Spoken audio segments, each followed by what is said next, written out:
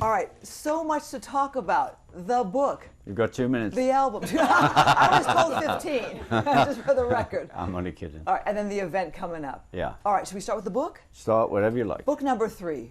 Yeah. Okay, the last 2 have done so well. No Yeah. surprise. Yeah. Yeah. The premise of book number 3.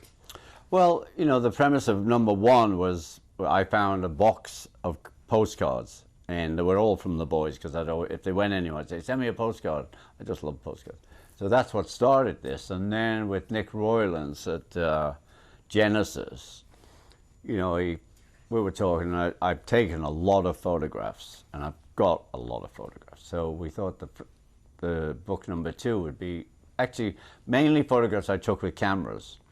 And then it came to me again for book 3 that we're talking about. And there's several of the photos are taken with cameras, but most of them are taken with the iPhone. I was going to ask you, in this day and age, Yeah. what kind of camera do you use? Yeah, well, I carry a real camera, and but usually it's, oh, it costs, oh yeah, oh, The cell phone. I've got it already, you know. Yeah. And so this is a lot of shots on tour, backstage.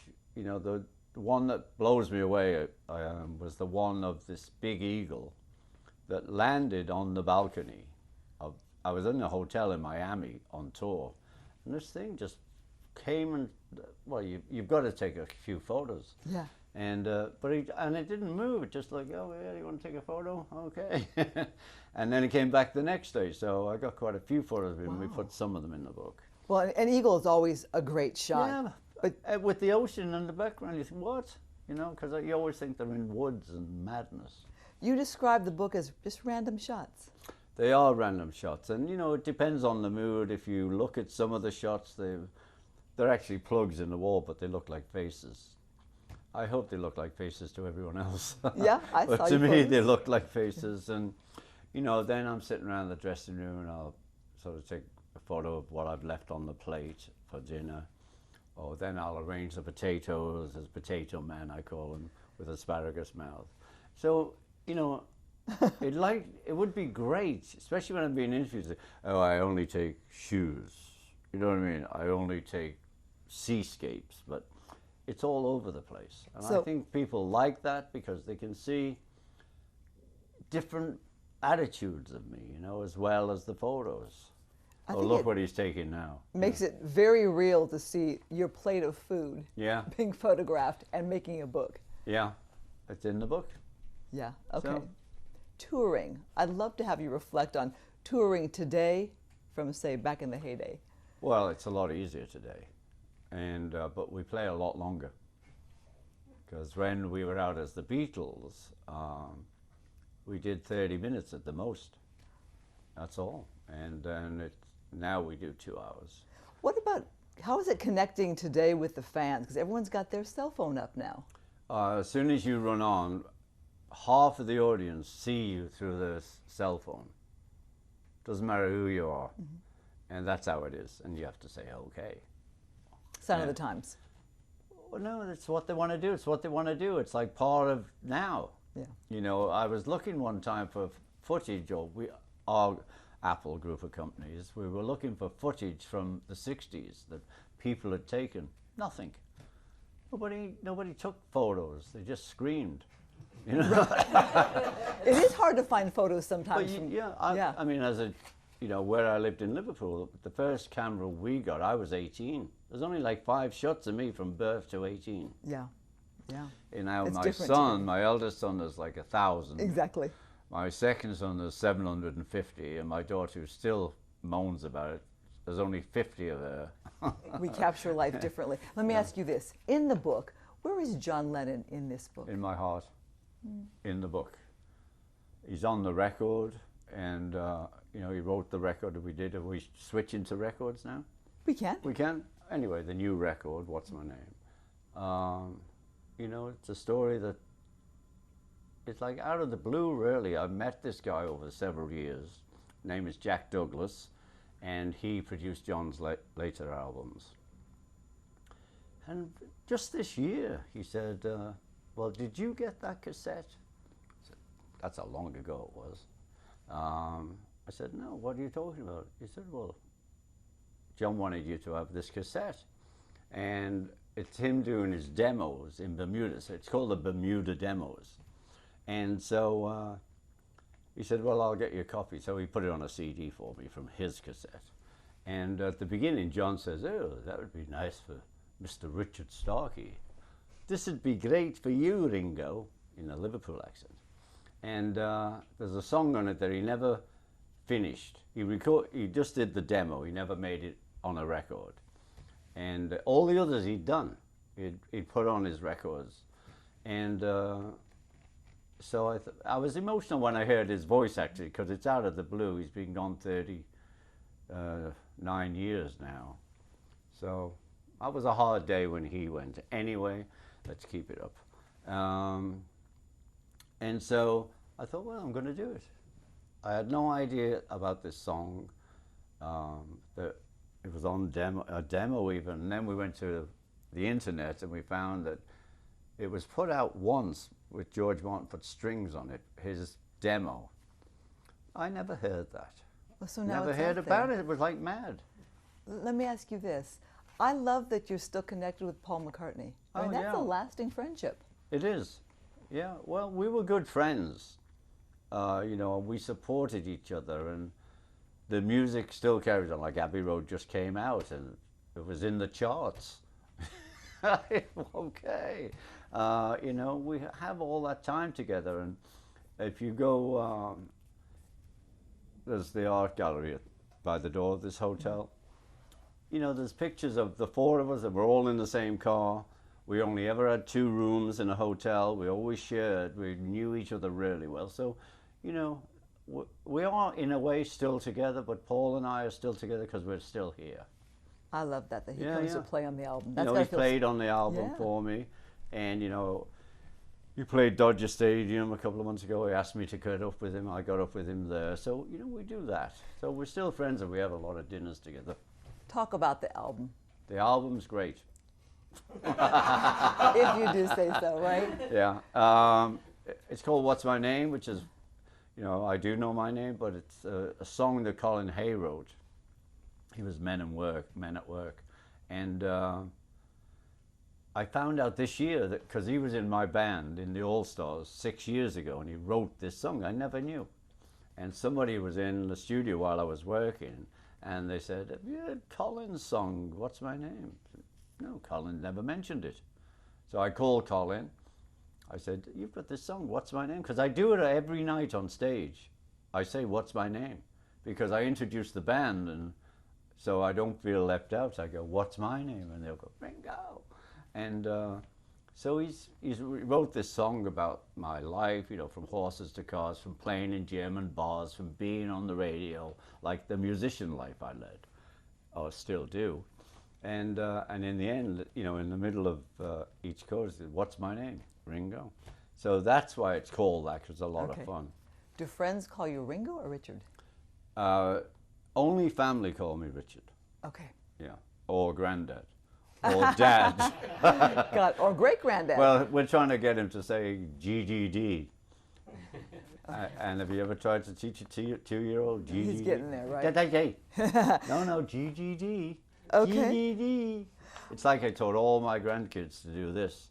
Peace. Since they were babies. And so at the beginning, you see them like... Oh, that's adorable. Trying to get it together, you know. Now, as soon as they see Granddad. Love that. You must love that. I do. Yeah, because that's your thing. Even if they recognize me, I love that. Yes, yes. And you're big with the All-Stars. You love supporting other artists. I do. I love to play. And, you know, I am the drummer in the band, and you need a piano, a bass, a guitar, something in front of you, you know, it helps the melody. And so I was asked in 1989, would I put a band together, go on tour? Was I interested? So I thought, well, how will I do that? So I'm just going to make some phone calls, open my phone book. In those days, you had a book, and started calling. Everybody said yes. Joe Walsh said yes. Nils Lofgren, yes. Dr. John, yes. Billy Preston, yes. And, Lee Von Helm, yes. I was so insecure. You thought they wouldn't say yes? yes? There were 3 drummers. No, they all said yes, but Yeah. I had Jim Keltner on this side and Levon Helm on this side, so I felt pretty cool. Let me show you this here. So at Fox 11, we do. isolated some shots from video that we took in the 1960s, 1966, right? Capitol Records, here in LA. And was the Fox 11 in these years? Yeah, it was not I don't called Fox think 11. so. Well, it wasn't called Fox 11 at the time. No, it was called probably number 9. Metro Media. Yeah, so what are you isolating? Just the... Yeah. Oh, there we are. You used to do this all the time. Every gig, they'd want you to say hi. When you see these photos, does it take you back to that day? It does. I mean, you know, this is very large in my being, really. This was a great time. We were coming up. We were going big. It was like, you know, things you wanted to do. And yeah, I was the best dresser. And obviously, you fell in love with Los Angeles. I did. Well, first of all, we landed in New York. It was America. Yeah. It was that represented America. Right. We were here finally with all those people we loved. All the music came from America, and so we were in New York. It was like such a vibe. It was so great. And then we went on tour and we got to LA and this is pretty cool. Okay, no, New York, LA. New York, LA. So LA won. I just loved the heat. I loved the light. And you did loved the lifestyle, really. Yeah, you did your studio album at your home. I do. I work at home now. The last 6, 7 records I've made. Right here in Los Angeles. Right in LA, yeah. Right in outside our house in the guest house. Love it. So the bedroom is the drums and amplifiers, and the living room is where we have the Pro Tools and everything else, and the kitchen is never used. So it's like family, though, with other It musicians. is, and I can, you know, go and have a cup of tea or coffee with Barbara, or I can pet the dog. It's not like, okay, we're doing this. Yeah. We can have fun, we can have a laugh, and, you know, we can just relax. And there's no red light, you know, like you go to a studio. I mean, I've mentioned it several times now. I have no real excitement going into a studio anymore because it's, you know, they're a bit clean, and there's a big window, and there's a bit of separation. And I was telling someone just a minute ago that the last time I was in Capitol Studios was with Jenny Lewis. I played on her record. But usually I'm on a lot of records of other people, but they send me the files in this modern day and age. So I just go into the bedroom, play drums, and then send it back. Tell me Capitol Records' place in music history. I think it has a huge place in history. Besides, they got lucky and got us. But they, you know, before that they had Frank. They had a lot of big acts. And the building itself represented, you know, 78s or LPs, if you like. But I think you know, the whole structure, it's iconic because of all the people that came out of there, all the music that came out over the last 60 years, 70 years, but also the building and its roundness. As a Beatle, when you'd walk up and see that building, you thought what? Well, we never worked there because we worked at the parent company, EMI. And so, but when I used to love to drive up and down the Strip. We'd come in the 60s, and you know, the Strip was great. You know, it's like light and colorful, especially after 65. People started coloring up, colorful clothes, you know, and had plenty of time of day. Yeah, let me talk about that, man. So things were good. I'm going to ask my... Two questions. Yes, please. Can you imagine, though, in the 60s, I mean, you had to hide from life, and now you can go to a shop and buy it.